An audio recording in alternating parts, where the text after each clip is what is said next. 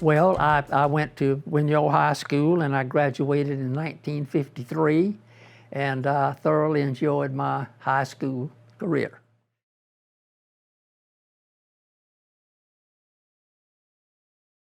I would describe it as fantastic. We had a good group of friends. We didn't get into any. We were mischievous, but didn't get into any real, trouble. And everybody that left there went on and did real well in life.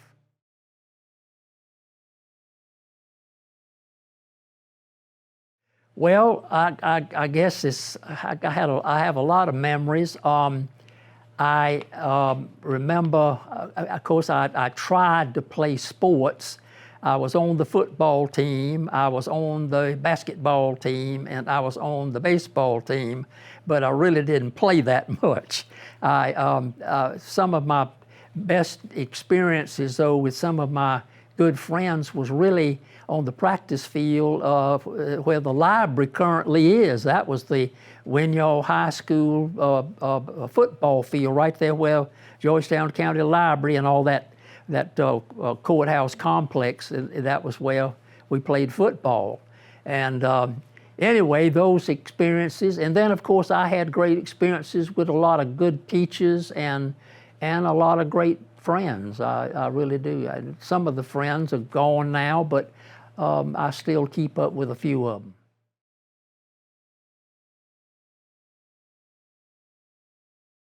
Yes, I had, we were just talking about Mrs. Bynum. Mrs. Bynum was the wife of Mr. Bynum, who was the principal of the Georgetown City Schools. He was over the high school and the grammar school and all that. And I remember Mr. Bynum even when I was in grammar school. We were all scared to death of him. I don't know why. He was probably a pretty nice guy. I never had any run-ins with him, thank goodness. But anyway, his wife was a great math teacher. And then I had Mrs. Calhoun. She taught history. I'm trying to think of some of the other ones. Another one that was in high school was Coach Bill Dufford. And he not only taught, I think he taught algebra. Yes, he taught maybe second-year algebra. And he was also the basketball coach. And he kind of put up with me on the basketball team. I wasn't tall enough. I wasn't good enough. But he kind of let me stay on the team. And Coach Dufford was a real, I think he led us in the right directions. And then we had Miss Oliver. She taught history, and let's see, Lord, there was a whole lot of them that I right now can't recall all of them, but they were all, we had good teachers.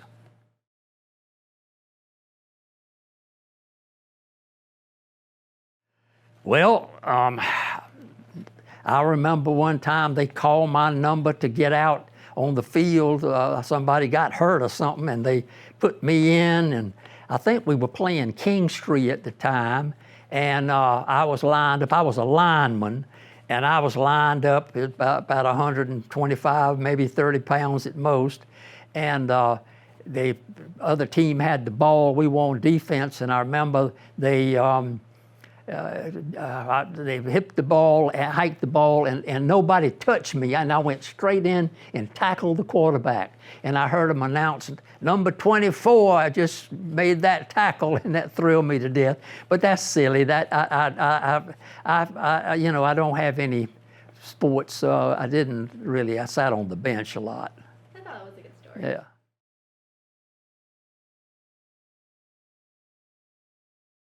Well, our football team my senior year did win. It's been so long ago now, excuse me, I've forgotten exactly what we won, but we did win something. We We had some real good players. We had Billy Higgins, who was the mayor's son, and he was a good lineman. He also was a place kicker, which was unusual at that time. Teams on extra points, they didn't really kick extra points at that time, but he did, and I think he got more than he didn't get. We had H.B. Brewerton, who went on to play at Clemson.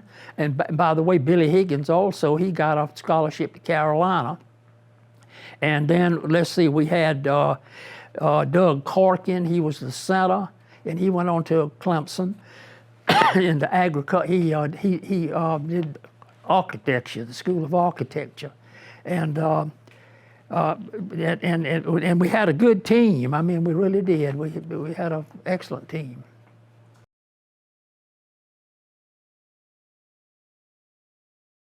Oh yeah, we had a lot of pride. We had great cheerleaders, and they kept everybody.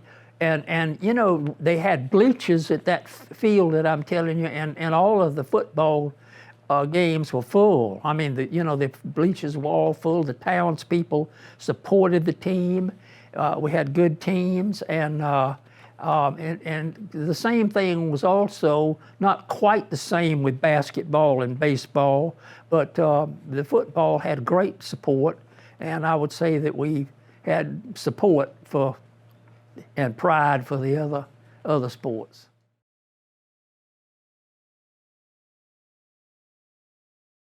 Well, occasionally, yes. And then after the games, we had on Front Street, we had an establishment called Ford's Grocery Store. It was one of the ones, the building, unfortunately, it was one of the ones that burned down. But anyway, after the next morning, if we played, say, Friday night, Saturday morning, all the team would come and they would gather there. I don't know why, but anyway, they picked out Ford's store, and people could come up and talk to them, and they'd tell tales and all this kind of stuff. They ran this and ran that and so forth and so on. But that was kind of, I don't remember any real major pep rallies before, but they might have been.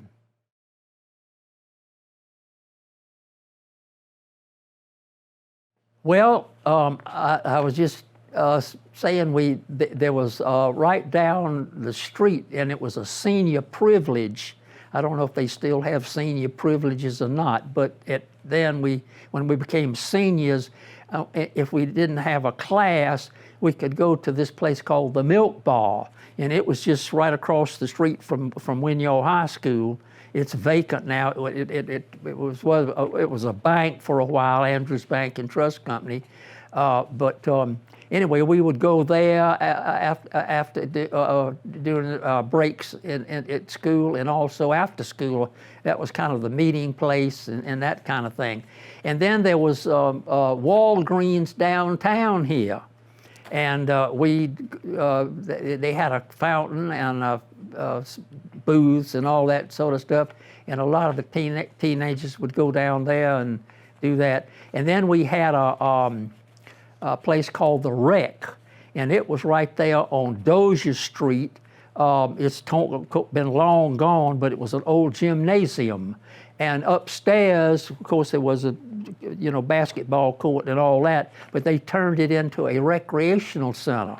And we had a policeman by the name of Rufus Huggins. And Rufus Huggins, like I say, started out as a policeman, and then he started being kind of the chaperone and running this rec center. And so then the city decided that they would let him do that full time, which he did. And by the way, his wife, Mrs. Huggins, was a wonderful person, and she worked in our law firm. She checked titles and was just a real nice, cute person.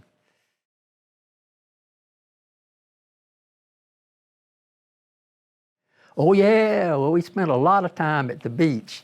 They had the Lafayette Pavilion. The people talk about pavilions at Pauley's Island. Well, the Lafayette Pavilion, it was built out over the marsh, right just barely north of the South Causeway. And it was a wonderful place. And, you know, they had a jukebox and, of course, they did sell beer. But anyway, we used to have a wonderful time dancing and meeting people and meeting girls and all that kind of stuff at the Lafayette Pavilion. And then every now and then we'd make a road trip up to Myrtle Beach. And Don Richardson, who was a good friend of mine, he had a 1942 Ford. And we drove that thing. I mean, we'd occasionally go up to Myrtle Beach in it, even went as far sometimes as Cherry Grove and up in which is now north, up at the North Myrtle Beach.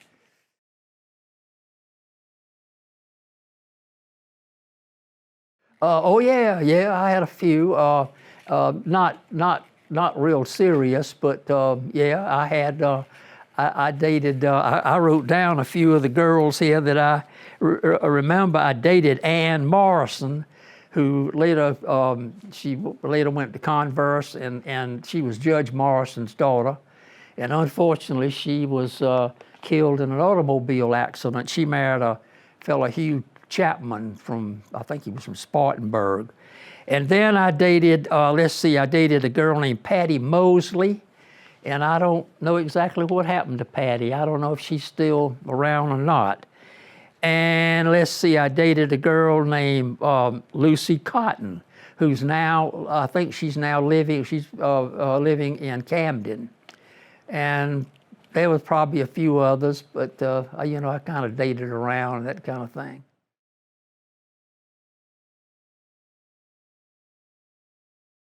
Well, we spent a lot of time at the rec center. We would go up there. Mr. Huggins would open that up, of course, after all the football games. But even after the football season was over, we could still go up there, and we spent a lot of times up there. We didn't go out to eat as much as they do, I think, now. And of course, most of us didn't have cars, so you had to walk where you were going. So we weren't quite as mobile as they are now. But we had good times. And then in the summer, we went to the, like I say, to the pavilion and up other places and around and about. So we did all right. We had a good time.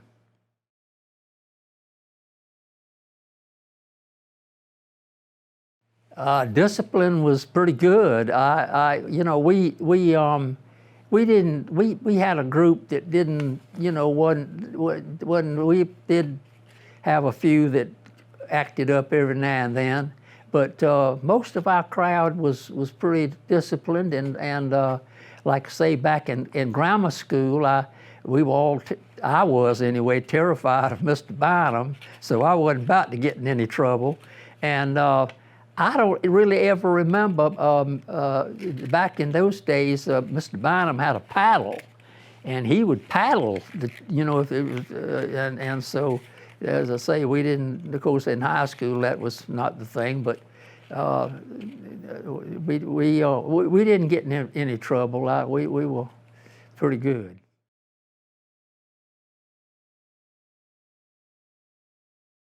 My grandchildren, thank goodness, knock on wood, they were pretty good too. So I don't think any of them really got in any trouble that I know of. I had one that kind of maybe slipped a little bit, but not too bad. But it slipped a little bit.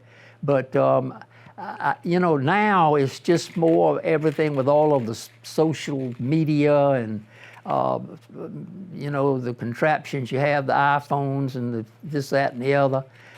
It's just a whole lot. It's a whole different, and it's just a lot more competition than it was back in my day when I was in high school.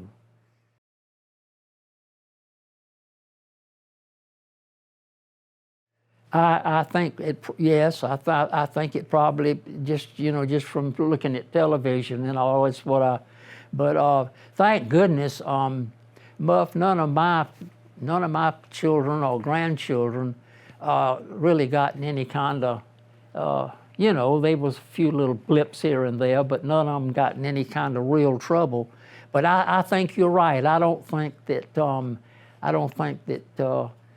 generally speaking, that there's the respect in the schools today that maybe there was back in those days. And we respected all of our teachers too. I mean, we didn't, you know,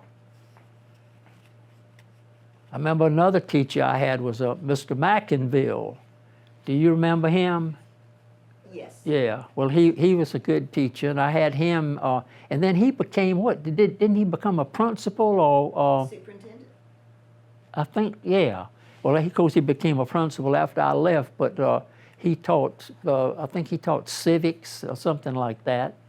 And I said Ms. Olive and Ms. Calhoun, and oh gee, Ms. Steinhardt. Ms. Steinhardt taught typing. She taught me typing in about the eighth or ninth grade. And then she also taught reading at one point. She was, we had a big thick book, and you'd have to read certain parts of it to her, and then the next one would read. Kind of a boring class. Lord, yep, Miss Steinhardt. Miss Steinhardt was a great friend of my mother's. They were, you know, Kitty Steinhardt, and they were good friends.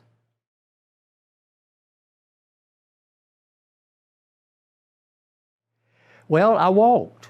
I didn't live. I grew up on Cannon Street, and I walked to school, and it wasn't that far. You know, the high school was right there at the corner of Dozier and High Market, and so it was about 8 or 10 blocks, something like that. So I walked to school.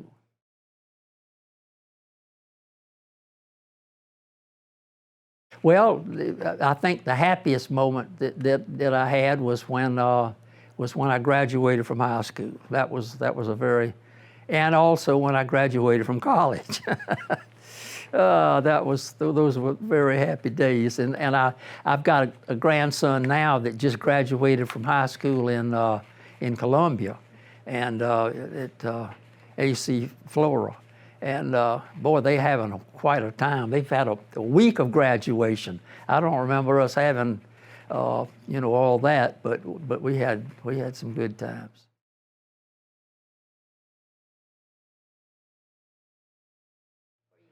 Well, our summer vacations. My father was just in love with Pawleys Island. He had grown up going to Pawleys Island. My grandfather had a house over there, and they would go over and spend pretty much all summer on Pawleys Island. He loved to fish and all that. So when he was my father, we always kind of conceded to him. We went to Pawleys Island. He wanted to, you know, go to Pawleys Island, so that's where we went. We spent a lot of time at Pawleys Island. My mother was from Rock Hill, and she kind of wanted to go to the mountains, but my father would not go. And that was, of course, back in those days, was kind of a far, long, well, it still is, but it's kind of a long trip. So we spent most of the time at the beach and on vacation.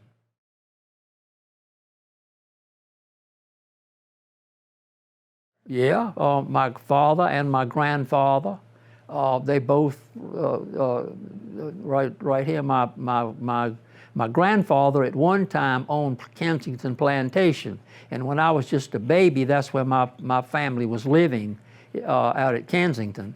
And then during the Depression, unfortunately, they lost Kensington, and that's when they moved into town. And my father bought a house on Cannon Street, and that's where I grew up, 107 Cannon Street.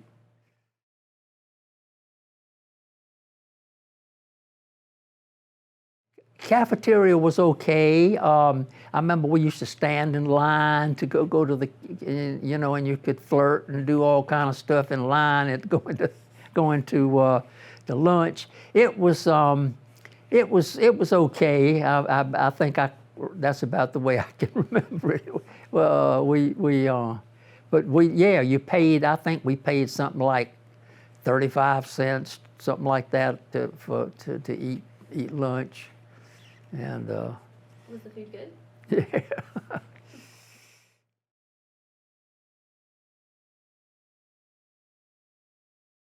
Well, it was awful. One of my daughters, in fact, both of my daughters, Beth and Julie, were in high school at that time, and you know, it was terrible. I mean, but you know, I can remember walking down those halls in Winyah High School, and the floors were just they'd lacquered them.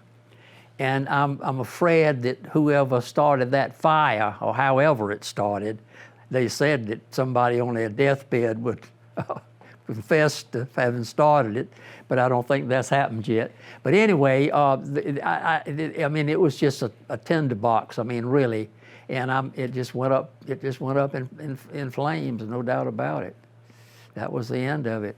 And then they had to get temporary quarters for.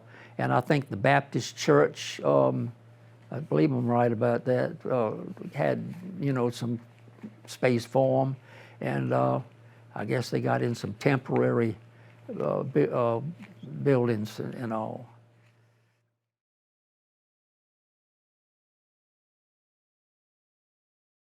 Oh, well, I did smoke.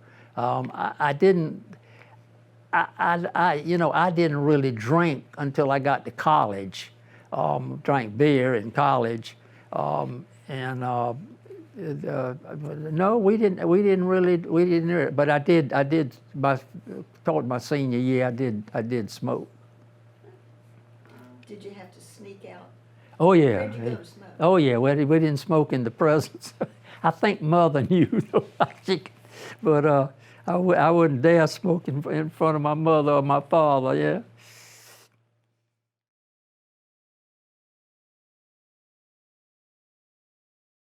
Well, I've had a real great future. Now it's kind of the past, but I don't know. I did.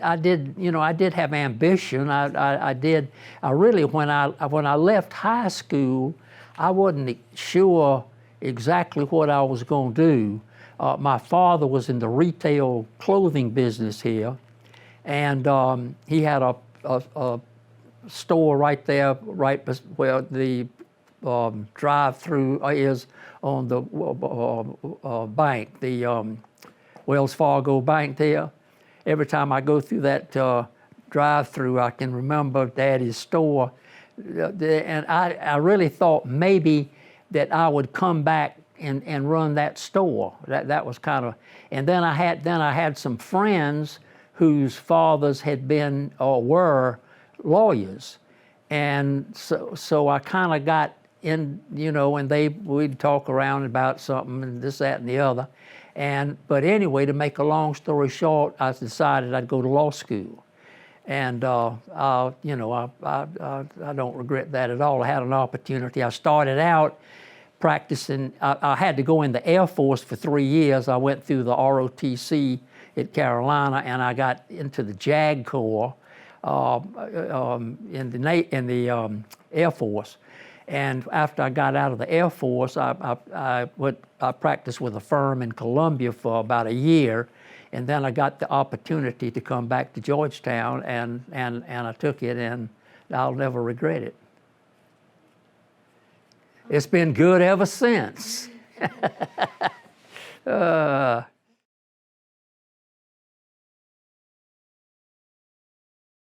Well, as I say, I really didn't know what I was going to do when I took a business administration course, which probably was not the best one to take. If you go into law school, it probably takes some writing and, you know, stuff like that. Maybe a little bit more English courses and stuff. But anyway, I did fine. I did good in law school, and And then I had, like I say, I had to go. I got a commission in the Air Force, and I was a lawyer in the Air Force. And my first assignment, my wife and I, in the meantime, I'd gotten married, and Terry and I, we were just looking forward to going into the Air Force. We could just gonna have the greatest time. You know, we were going to California, we were going to, you know, someplace fantastic, to Florida or someplace. And my first assignment was Goose Air Force Base, Labrador. And of course, being a lieutenant, I didn't have the enough rank to be qualified for housing. Now, they had housing up there, but I didn't have enough rank, so so Terry couldn't go. So she had to stay in Columbia, and I was up there in snowbound Labrador for 15 months. But then I came back and I got assigned to Shaw Air Force Base. And so that worked out well. In fact, we lived in Columbia, and I just commuted back and forth to Shaw. And then I got out of the Air Force, and then I went to work with a firm, McKay, Black & Walker. And I had clerked for them when I was in law school, so I knew them, and they knew me. And I worked with them for about a year. And then one day, Jimmy Moore called me and said, I didn't really know Jimmy. I knew him by reputation, but I never had actually, I don't think I'd ever met him. And he told me who he was and so forth, and said, they need Mr. Bert Smith. Unfortunately, at that time had fallen, I think, on very difficult times. In fact, I think he was at a nursing home, and he said, we need a new lawyer in our firm, and said, would you consider coming to Georgetown? I said, sure, I'll consider it. And I told Terry, and she almost had a fit because her mother she was from Greenville, and her mother would come, and her sister lived in Columbia, so she had a lot of connections in Columbia. But she'll never regret having come she loves Georgetown now, loves Paulys Island. But anyway, then I came back and I practiced law for 55 years. And I retired on January the 1st, 2017. So I'm now a domestic servant.